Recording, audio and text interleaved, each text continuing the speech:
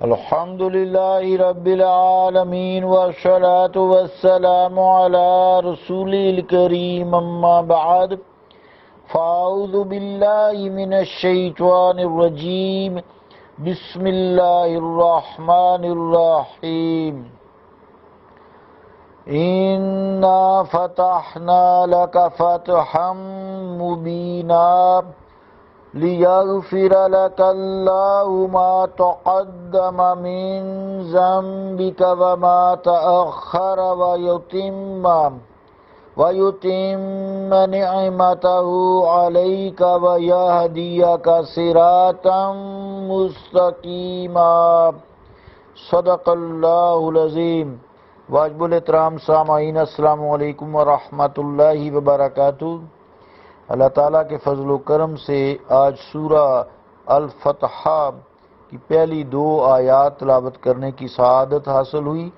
ان آیات کا ترجمہ یوں ہے: یقیناً ہم نے آپ کو شاندار فتح عطا فرمائی تاکہ دور فرما دے آپ کے لیے اللہ تعالیٰ جو الزام آپ پر ہجرت سے پہلے لگائے گئے اور جو ہجرت کے بعد لگائے گئے، اور مکمل فرما دے اپنے انعام کو آپ پر اور چلائے آپ کو سیدھی راہ پر۔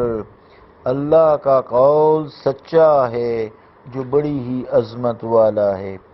عزیزان گرامی قدر، السلام علیکم ورحمۃ اللہ وبرکاتہ۔ پہلی جو آیت ہے، اس آیت کے حوالے سے یہ فتح مبین سے کیا مراد ہے؟ بعض روایات میں اس فتح مبین سے مراد فتح مکہ بیان کی گئی ہے، اور بعض حضرات نے اس سے مراد فتح خیبر لی ہے، لیکن صحیح قول یہی ہے کہ اس فتح مبین سے مراد صلح حدیبیہ ہے۔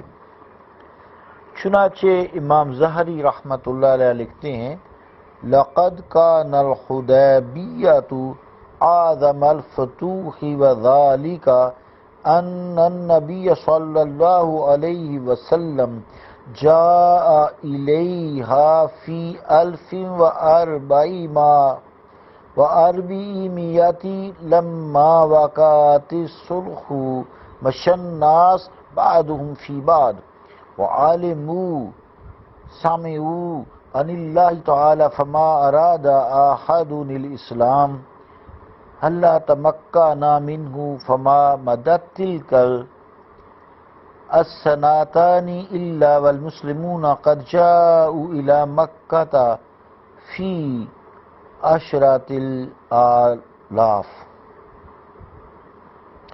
تفسیر قرطبی۔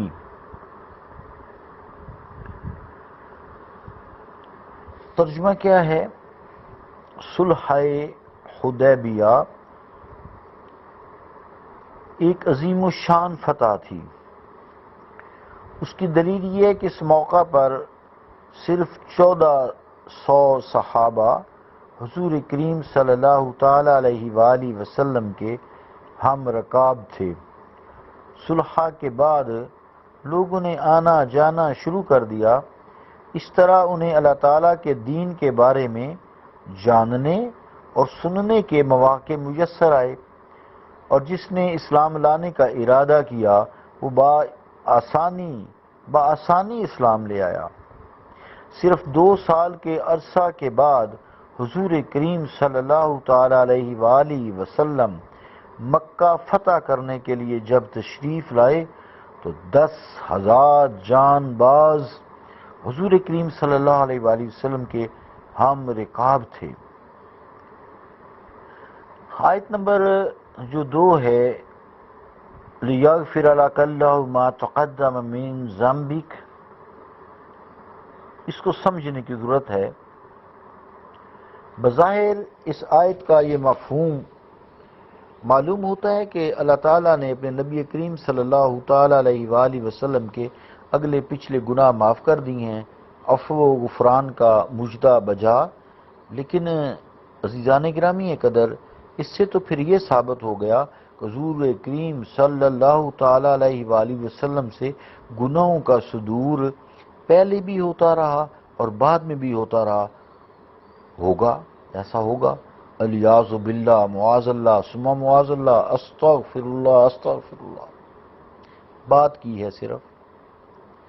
حالانکہ اس عقیدہ پر امت کا اجماع ہے کہ ہر نبی، خصوصاً نبی الانبیاء و سید الرسل صلی اللہ علیہ وآلہ وسلم معصوم ہیں۔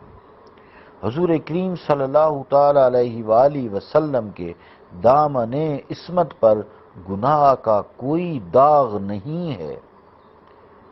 اس شبہ کو دور کرنے کے لیے علماء تفسیر نے متعدد جواب دیے ہیں، جن کا خلاصہ کچھ یوں ہے کہ اس آیت میں گناہ سے مراد گناہ صغیرہ ہے۔